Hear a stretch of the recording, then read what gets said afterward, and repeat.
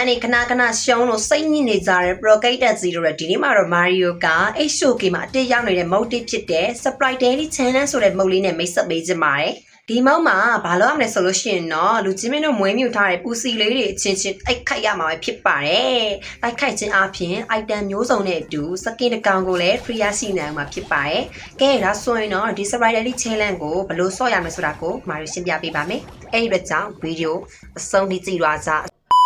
Sprite Daily Challenge မှုမှာအရေးကြီးတာကတော့ item တွေနဲ့စကေးတွေပဲဖြစ်ပါတယ်။လူချင်းမင်းတို့က item တွေနဲ့စကေးတွေကိုရရှိနိုင်ဖို့အတွက် coin ကလေးတွေကိုတုံးပြပြီးတော့ကန်ဆန်းမှာဖြစ်ပါတယ်။ item တွေနဲ့စကေးတွေကိုကန်ဆန်းခြင်းအပြင်စကေးတွေရဲ့ power ကိုမြင့်နေနိုင်မှာဖြစ်ပါတယ်။စကေးတွေကိုကန်ဆန်းတဲ့အခါမှာစကေး1စကေး2နဲ့ ultimate ဆိုပြီးတော့စကေးပုံစံတုံးမျိုးကိုကန်ဆန်းနိုင်မှာပဲဖြစ်ပါတယ်။ item တွေနဲ့စကေးတွေကိုကန်ဆန်းရင်စကေးတွေရဲ့ damage တွေကိုမြင့်နေနိုင်မှာပဲဖြစ်ပါတယ်။စကေးတွေကိုတုံးပြတဲ့အခါမှာစကေး1စကေး2နဲ့ ultimate ဆိုပြီးတော့တုံးမျိုးတုံးပြနိုင်မှာပဲဖြစ်ပါတယ်။အခုတီထားမှာကစကေး1နေရာမှာစကေး1မျိုးစားတွေကတစ်ခုကိုဒါထဲတွင်းတုံးပြနိုင်မှာပဲဖြစ်ပါတယ်။အခြားစကေးတွေလည်းထုံနည်းတူပါပဲ။နောက်တစ်ခုကတော့ item တွေထဲမှာလည်း physical item, magical item နဲ့ defense item ဆိုပြီးတော့ item တုံးမျိုးကိုထဲတွင်းတုံးပြနိုင်မှာပဲဖြစ်ပါတယ်။လူချင်းမင်းတို့ရဲ့ပူစီလေးတွေကို magical စကေးတွေနဲ့တိုက်ခိုက်ခိုင်းမယ်ဆိုရင်တော့ magical item တွေကိုတုံးပြမှာဖြစ်ပြီး physical စကေးတွေနဲ့တိုက်ခိုက်ခိုင်းမယ်ဆိုရင်တော့ physical item တွေကိုတုံးပြပေးရမှာဖြစ်ပါတယ်။တုံးပြလို့ရမယ့် item ရေးအတွက်က9ခုတိရှိတာဖြစ်တဲ့အတွက်လိုရင်လိုတယ်လို့ defense item တွေကိုထဲတွင်းတုံးပြနိုင်မှာပဲဖြစ်ပါတယ်။လူချင်းမင်းတို့ကစကေးတွေရဲ့ level တွေကိုလည်းမြင့်တင်မယ် item တွေကိုလည်းဒေသတုံးပြမယ်ဆိုရင်တော့လူချင်းမင်းတို့ပူစီလေးရဲ့ power တွေကမြင့်တက်လာမှာပဲဖြစ်ပါတယ်။ power တွေမြင့်တက်လာတဲ့အခါမှာဒါတစ်ဖက် enemy ရဲ့ပူစီလေးတွေကိုအနိုင်ယူနိုင်မှာပဲဖြစ်ပါတယ်။အခုတီထားမှာက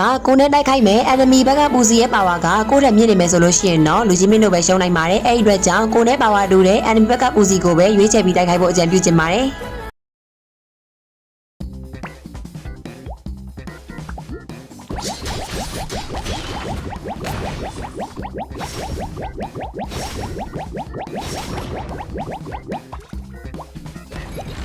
Victory!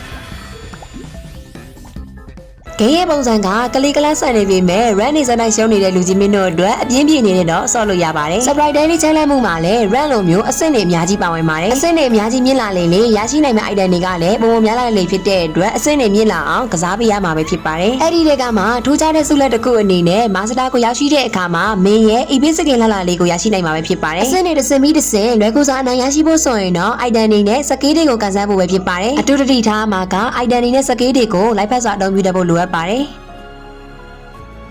ကဲဒါဆိုရင်တော့ run နေရှုံးလို့လောင်းနေတော့ပဲနဲ့ Sprite Daily Challenge မှုတွေကိုကစားပြီးတော့ပျော်ရွှင်မှုတွေကိုခန်းစားလိုက်ပါလို့မာရီယိုကအကြံပြုချင်ပါတယ်။ဒါဆိုရင်တော့ဒီနေ့ဗီဒီယိုလေးဒီလောက်ပါပဲ။နောက်နေ့မှလည်း Honor Key နဲ့ပတ်သက်တဲ့ game ဗီဒီယိုဒီမျိုးမှာဖြစ်တဲ့အတွက်မာရီယို gaming channel လေးကိုလည်း subscribe လေးနဲ့ပေးခဲ့ကြပါအောင်နော်။အော်ဒါနဲ့ TikTok ကကြည့်နေဆိုရင်တော့ channel လေးကို follow လုပ်ပေးခဲ့ကြပါအောင်နော်။ကြည့်ရှုအားပေးကြတဲ့တယောက်ချင်းစီတိုင်းကိုမာရီယိုကအထူးပဲကျေးဇူးတင်ရှိပါတယ်။အားလုံးပဲ bye bye နောက်နေ့ဗီဒီယိုမှာပြန်တွေ့ကြမယ်နော်။